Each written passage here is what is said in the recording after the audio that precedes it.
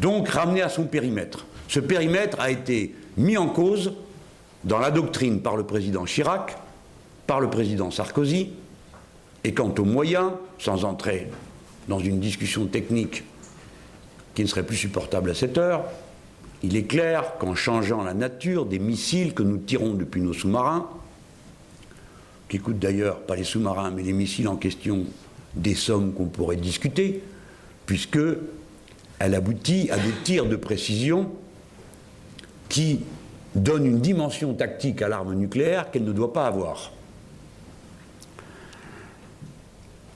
Le retour au périmètre strict de la défense des frontières est un impératif immédiat et catégorique. Il est extravagant qu'on ait pu procéder à des extensions sans que le Parlement n'en ait jamais discuté sérieusement, ni discuté tout court, ni que le pays soit informé que nous pourrions être engagés d'une manière nucléaire par les mésaventures des Émirats et les querelles que l'on comprend, et batailles qui se disputent du pétrole, et aussi les passionnantes guerres de religion qui opposent les unes aux autres des fractions dans cette zone du monde, entre Perses et Arabes, entre sunnites et chiites, et ainsi de suite. Pour quelles raisons nous trouverions-nous impliqués? L'approvisionnement, il y a bien d'autres manières de s'en assurer. Une fois posée cette idée, c'est le moment peut-être juste de tracer une piste pour l'avenir. Il nous semble, que l'intelligence militaire des Français devrait se déployer vers de nouveaux horizons, c'est-à-dire vers l'usage massif des armes non létales. C'est-à-dire sur tout ce qui permet, à partir des satellites que nous sommes en état de tirer, à partir de l'observation depuis le ciel, que nous sommes les seuls en état d'avoir, puisque nos amis allemands nous ont abandonnés en cours de route, et que nous continuons à produire le deuxième satellite d'observation qui, comme vous le savez, permet une résolution de moins d'1 mètre. 1 mètre c'est large, mais je peux vous garantir qu'on arrive à lire un journal. Que nous sommes en état, plus que d'autres, de disposer de radars longue portée, par l'industrie française, que nous sommes en état, mieux que d'autres, d'intercepter des missiles en vol et au point de départ, puisque dans tous ces domaines, nous avons des capacités. Le moment est peut-être venu de comprendre que les sociétés modernes sont extraordinairement dépendantes de leur système de communication. Je pense que je suis en train d'enfoncer une porte ouverte, car et les Chinois et les États-Unis l'ont déjà compris.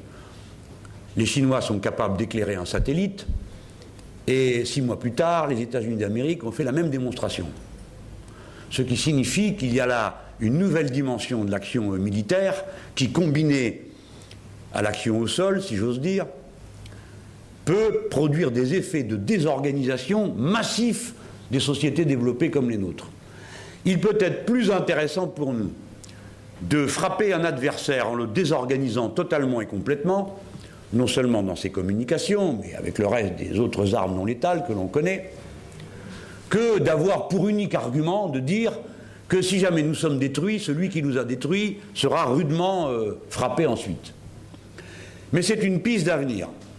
Aussi longtemps que nous ne sommes pas en état de nous assurer qu'à la moindre menace, une réplique foudroyante est en état d'être appliquée à qui oserait nous menacer, il ne faut naturellement pas renoncer à ce dont nous disposons, à la condition de le réduire, je le répète, très exactement au périmètre où cela doit s'appliquer en termes de défense.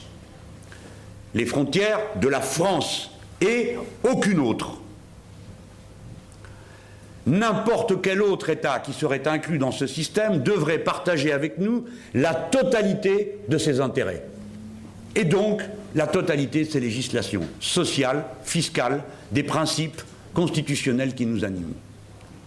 Je l'ai dit, la souveraineté militaire et l'indépendance diplomatique sont les dernières délégations que l'on est susceptible de faire de souveraineté. On peut les faire, mais il y a des conditions préalables. Et pour l'instant, aucune n'est remplie. Aucune. Et par conséquent, il ne saurait en être question.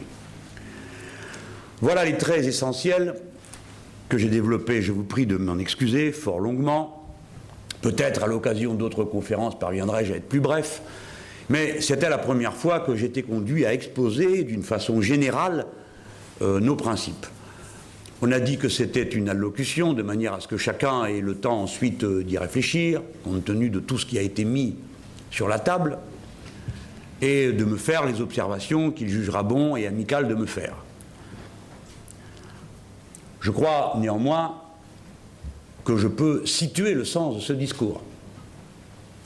Il reste en France une seule force politique non atlantiste, le Front de gauche. L'atlantisme n'est pas une question militaire. La question militaire est peut-être au point de départ de l'atlantisme, mais l'atlantisme, c'est une culture, un ordre du monde et la mise en commun d'une crise d'hégémonie. La France n'a rien à faire là-dedans. Ce n'est pas sa place et elle ne peut être que vassalisée et humiliée, comme elle l'est aujourd'hui. Parce que dans le commandement intégré, nous ne sommes rien. À tout instant, ce sont les Nord-Américains qui décident de tout. Eh bien, c'est une situation insupportable. Je suis certain que mon discours, qui va être diffusé, d'abord par les 2 articles que j'ai mentionnés, ensuite par le truchement de la diffusion de cette conférence, peut-être par les commentaires qui en résulteront si on s'est intéressé à ce que j'ai dit et non pas à ce que l'on voudrait me faire dire. Tout cela sera entendu non seulement des milieux culturels qui comprennent quels sont les enjeux culturels de toutes ces questions dans le monde, mais aussi des milieux militaires, qu'ils partagent ou non les orientations politiques concernant le partage des richesses, qui est le cœur de notre programme en France par le Front de gauche. Je suis certain que leur patriotisme ardent et leur attachement peut-être plus brûlant qu'ailleurs du fait du caractère extraordinaire de l'engagement militaire, puisque les militaires sont des fonctionnaires qui mettent dans leur signature leur propre vie, leur propre existence personnelle. Peut-être est-ce que cela engendre une sensibilité plus grande que dans d'autres milieux aux questions essentielles qui se discutent ici. Il n'est pas possible d'accepter que nous ayons déjà perdu 80 des nôtres dans une armée plus bigarrée que ne le croient certains, et qui donc exige de nous une pensée et une attitude républicaine ferme sur tous les sujets. Je dis cela pensant à Madame Le Pen, qui s'était plaint du fait que, compte tenu de la suspension de la conscription, parce qu'elle n'a pas compris qu'elle n'a pas été supprimée mais suspendue, le recrutement des professionnels est aujourd'hui, comme c'est normal et comme c'est sain, à l'image de la population française telle qu'elle est. Elle a même poussé l'audace et l'impudence jusqu'à observer que, paraît-il, 20% des effectifs de l'armée française dans les unités combattantes seraient composés de jeunes qu'elle attribue à la 2e génération de l'immigration. Étant moi-même de la 3e génération de l'immigration, ces comptabilités m'ont toujours été très suspectes, compte tenu du caractère ardent de mon patriotisme que vous avez pu constater dans maintes circonstances. Il n'est pas possible de continuer à perdre des engagés. Non pas que leur nombre ne puisse pas être comparé à d'autres, ce n'est pas le sujet. Bien sûr qu'il meurt davantage de monde d'accidents du travail qu'au front. Mais le front, c'est l'exigence de l'obéissance à la patrie. Les militaires servent et obéissent. C'est leur devoir.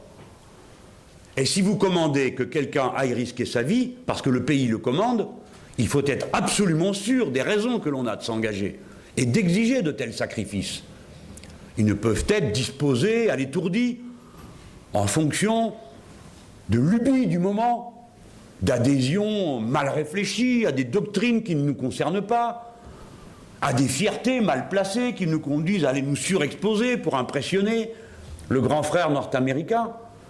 On ne peut commander et exiger l'obéissance jusqu'à la mort qu'à la condition d'avoir des principes fermes de commandement et des principes établis pour la décision.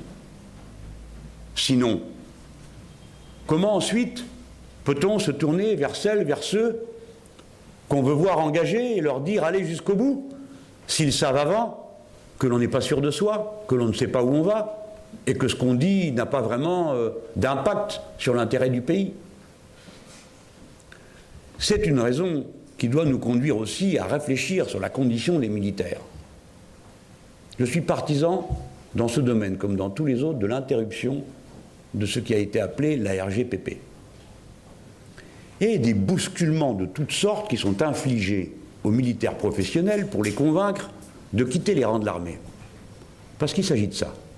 Solliciter tel ou tel moyen de la quitter, ou les mettre dans des situations d'injonction paradoxales qui correspondent à des souffrances au travail comme celles que l'on peut constater dans le monde ouvrier et dans le monde professionnel civil. Quand quelqu'un s'engage pour servir son pays, qu'il est prêt à donner sa vie pour cela, il y a quelque chose d'intolérable à lui donner le sentiment qu'il pourrait être remplacé par un mercenaire et que les décisions qui sont prises pour son pays sont meilleures que dans son pays. Les militaires sont donc de plus en plus placés devant ce qu'on appelle des injonctions paradoxales qui rendent fou. C'est-à-dire un ordre dont l'accomplissement nécessite la mise en œuvre de sentiments exactement contraires à ceux qui sont invoqués. Beaucoup en souffrent.